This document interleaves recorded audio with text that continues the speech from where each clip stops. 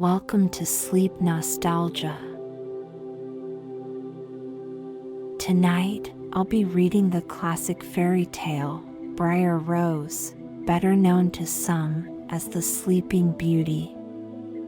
But before we begin, let's take a moment to let go of any cares or worries that we may be holding on to as we get our minds and bodies relaxed for tonight's story.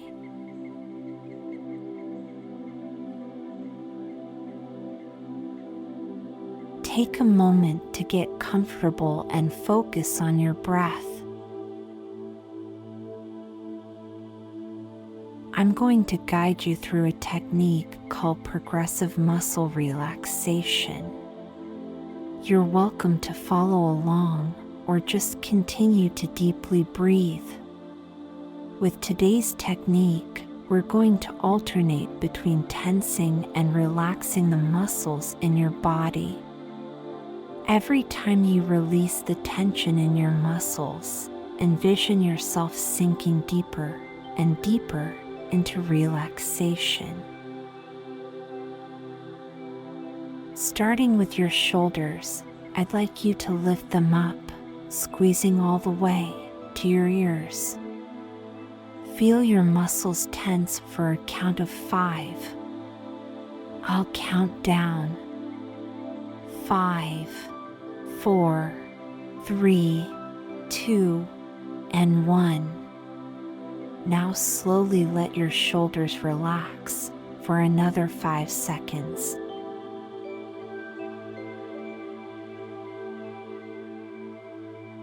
With your shoulders relaxed, take a deep breath in and let it out. Good. Let's do that one more time. Squeeze your shoulders for 5 seconds. 5, 4, 3, 2, and 1. And release that tension, letting your shoulders relax even deeper than before.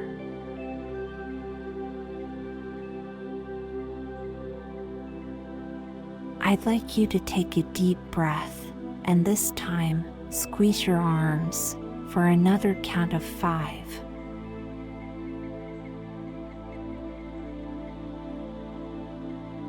Release that breath and let your arms relax.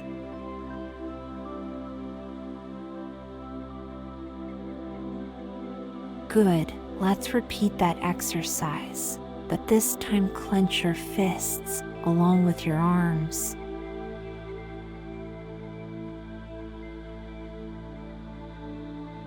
And release.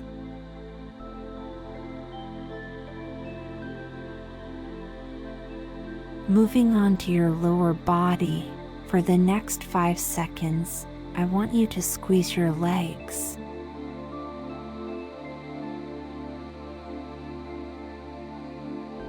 Good. Now release and let out a deep breath.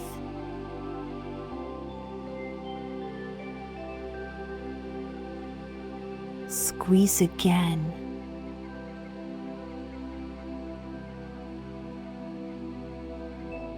And release.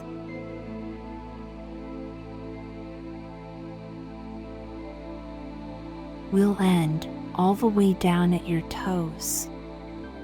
Clench your feet and toes for a count of 5. 5, 4, 3, 2, and 1. Now, release that tension for another count of 5.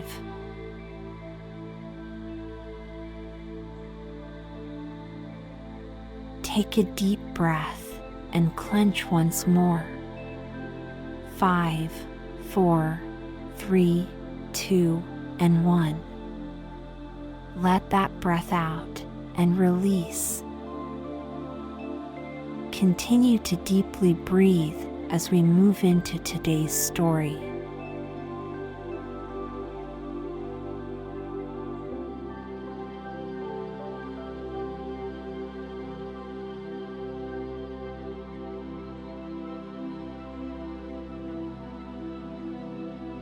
Once upon a time, a king and queen reigned in a country a great way off, where there were, in those days, fairies. Now this king and queen had plenty of money, and plenty of rich clothes, and plenty of good things to eat and drink, and a coach to ride out in every day. But though they had been married for many years, they had no children. This grieved them very much indeed.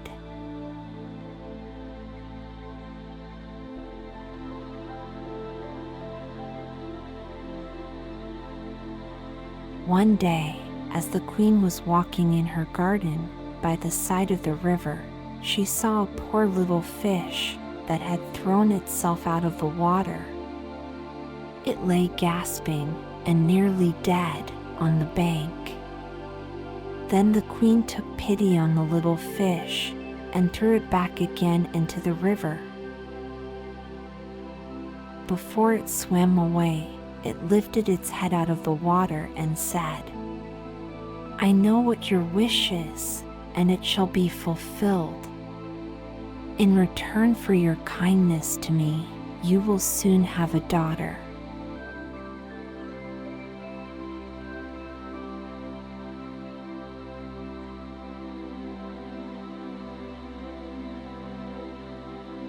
What the little fish foretold soon came true. The queen had a little girl. The king said he would hold a great feast and make merry and show the child to all the land. So he asked his kinsmen and nobles, friends and neighbors. But the queen said, "I will have the fairies also, that they might be kind and good to our little daughter." Now, there were 13 fairies in the kingdom, but as the king and queen had only 12 golden dishes for them to eat out of, they were forced to leave one of the fairies without an invitation. So 12 fairies came. Each arrived with a high red cap on her head, red shoes with high heels on her feet, and a long white wand in her hand. After the feast was over, they gathered round in a ring and gave all their best gifts to the little princess. One gave her goodness, another beauty, another riches, and so on till she had all that was good in the world.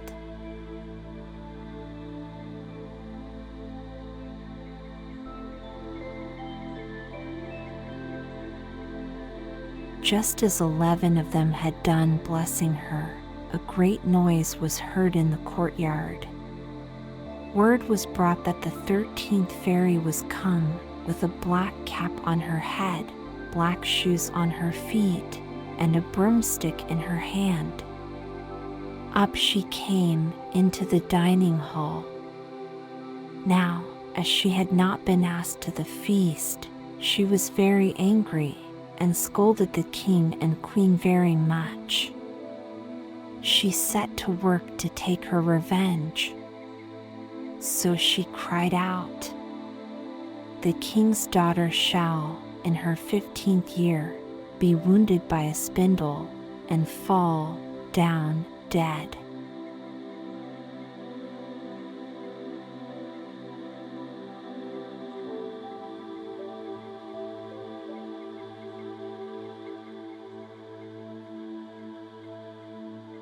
But the 12th of the friendly fairies, who had not yet given her gift, came forward. She said that the evil wish must be fulfilled, but that she could soften its mischief. So her gift was that the king's daughter, when the spindle wounded her, should not really die, but should only fall asleep for 100 years. The king hoped still to save his dear child from the threatened evil. So he ordered that all the spindles in the kingdom should be bought and burnt.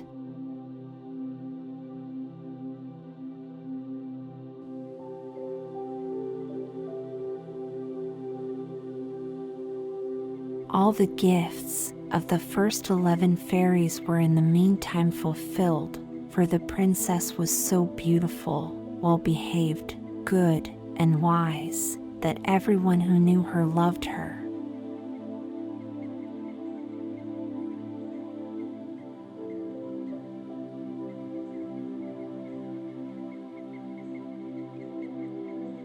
It happened that, on the very day she was 15 years old, the king and queen were not at home, and she was left alone in the palace.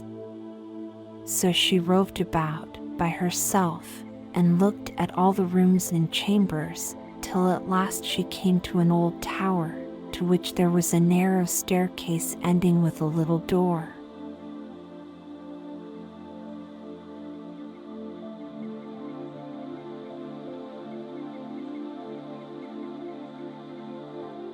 In the door, there was a golden key, and when she turned it, the door sprang open. There sat an old lady, spinning away very busily. "Good mother," said the princess, "what are you doing there?"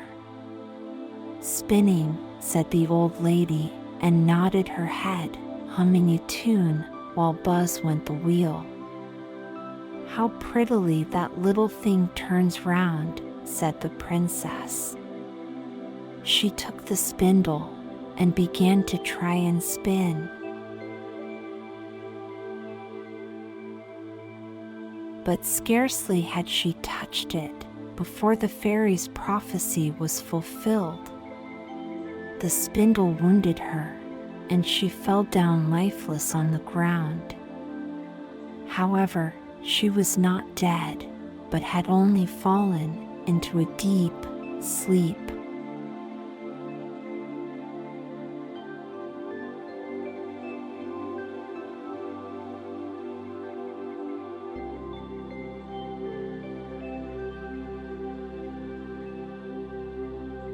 The king and the queen, who had just come home, and all their court, fell asleep too. The horses slept in the stables, and the dogs in the court, the pigeons on the housetop, and the very flies slept upon the walls. Even the fire on the hearth left off blazing, and went to sleep. The jack stopped, and the spit that was turning about with a goose upon it for the king's dinner stood still. The cook, who was at that moment pulling the kitchen boy by the hair to give him a box on the ear for something he had done amiss, let him go, and both fell asleep. The butler, who was slyly tasting the ale, fell asleep with the jug at his lips. Thus everything stood still and slept soundly.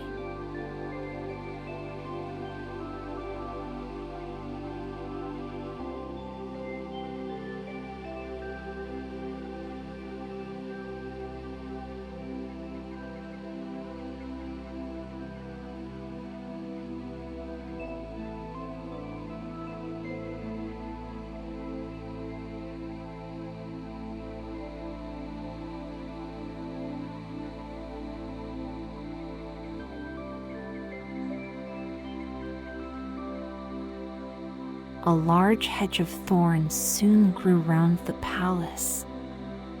Every year it became higher and thicker, till at last the old palace was surrounded and hidden, so that not even the roof or the chimneys could be seen. There went a report through all the land of the beautiful, sleeping Briar Rose, for so the king's daughter was called. From time to time, several kings' sons came and tried to break through the thicket into the palace. This, however, none of them could ever do, for the thorns and bushes laid hold of them, as it were with hands. There they stuck fast and died wretchedly.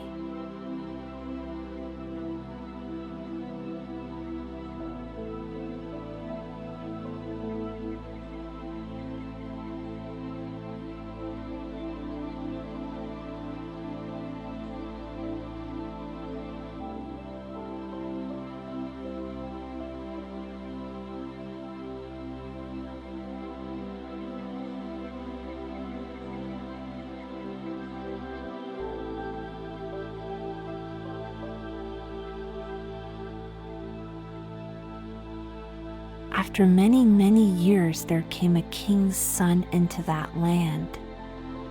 An old man told him the story of the thicket of thorns, and how a beautiful palace stood behind it, and how a wonderful princess, called Briar Rose, lay in it asleep with all her court.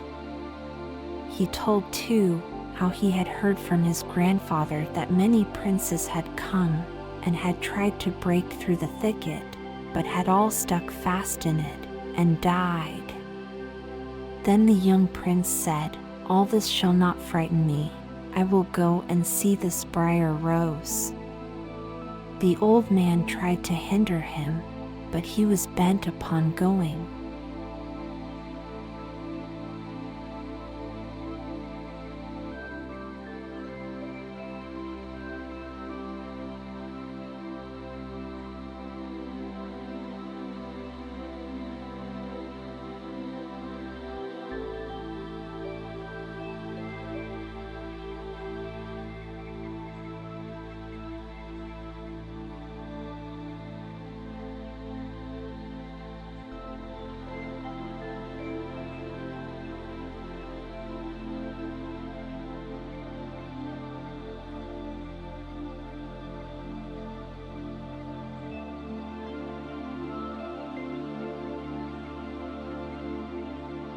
Now, that very day, the 100 years were ended. As the prince came to the thicket, he saw nothing but beautiful flowering shrubs, through which he went with ease. They shut in after him as thick as ever. Then he came at last to the palace, and there in the court lay the dogs asleep, and the horses were standing asleep in the stables, and on the roof sat the pigeons fast asleep with their heads under their wings. And when he came into the palace, the flies were sleeping on the walls, the spit was standing still, the butler had the jug of ale at his lips, going to drink a draught. The maid sat with a fowl in her lap, ready to be plucked, and the cook in the kitchen was still holding up her hand as if she was going to beat the kitchen boy.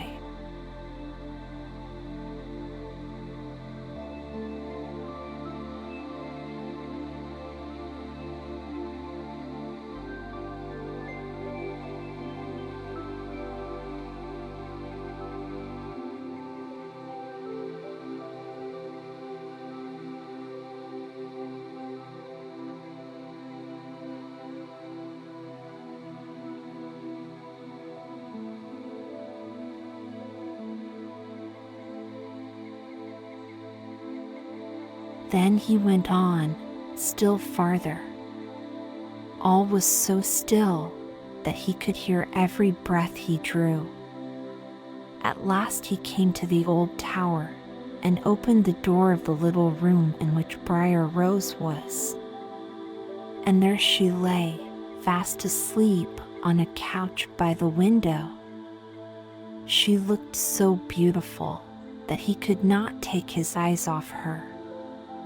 So he stooped down and gave her a kiss.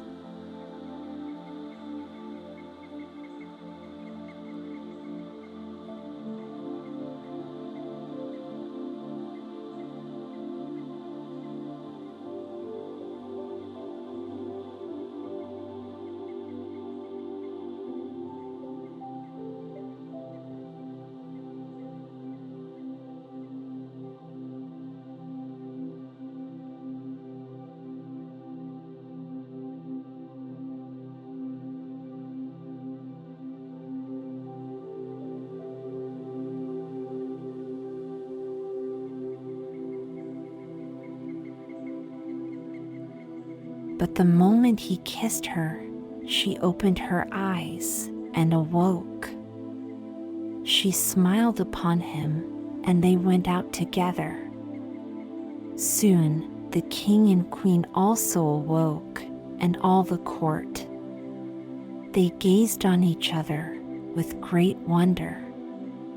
The horses shook themselves, and the dogs jumped up and barked.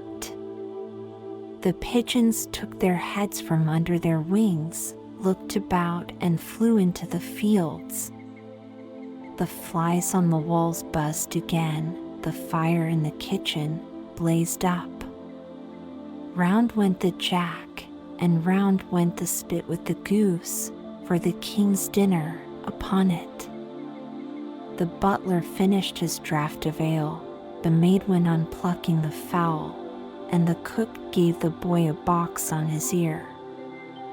And then the prince and Briar Rose were married. The wedding feast was given, and they lived happily together all their lives long.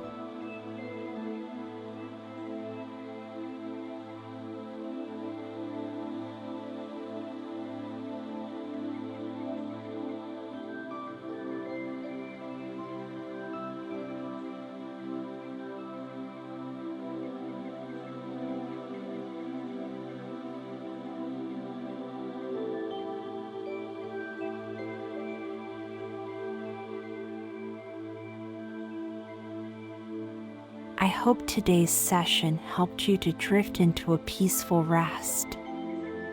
For more soothing content, I invite you to subscribe to my channel. Before we go, let's enjoy one more calm moment together. Take a deep breath in and slowly release that breath.